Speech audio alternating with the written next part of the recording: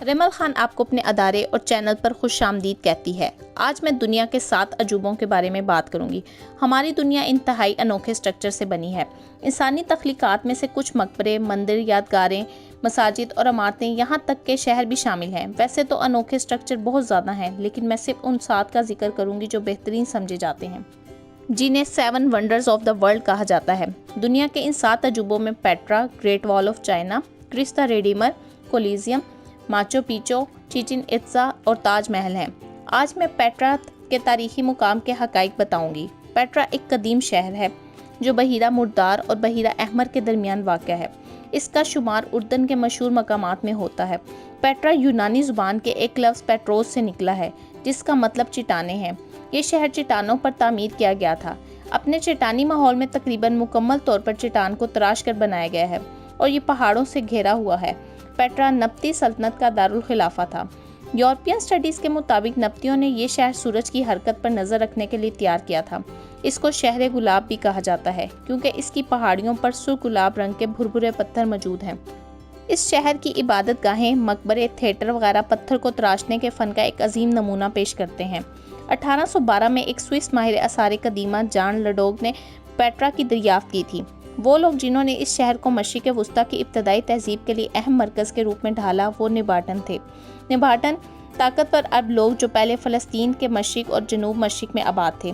وہ لوگ خانہ بدوش چراوے تھے جو مشرق وسطیٰ کے کاروبار سے منسلک بھی تھے۔ وہ مشرق سے مسالہ وغیرہ لاتے تھے اور ان کے مسالہ جات کو یورپی ممالک روانہ کر دیا جاتا تھا۔ وقت گزرنے کے ساتھ ساتھ ان کی تجارت میں ترقی ہوتی چلی گئی، حتیٰ کہ وہ آج کے دور کے شام تا سعودیہ عربیہ تک پھیل گئی اور قافلوں کے کئی ایک اہم روٹ ان کے کنٹرول میں تھے۔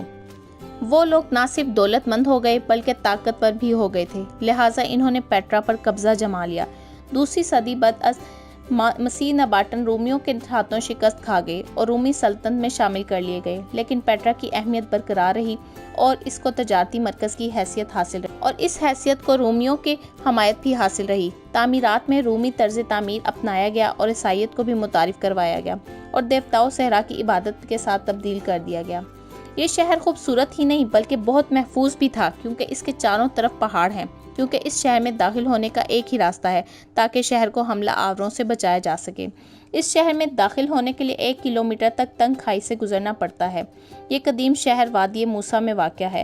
1985 میں اس شہر کو عالمی ثقافتی ورثے میں شامل کیا گیا تھا۔ اس میں 800 مقبرے ایسے ہیں جن پر نقاشی ہوئی پڑی ہے۔ اس شہر کی بنیاد 312 قبل مسیح میں رکھی گئی تھی۔ اس کا شمار دنیا کے 7 نئے عجوبوں میں ہوتا ہے۔ ریشم کی تجارت کے لیے پیٹرا ایک اہم تجارتی راستہ ہے۔ اس میں سب سے مشہور مقام الخزنہ ہے۔ یہ تقریباً 2000 سال پرانا ہے۔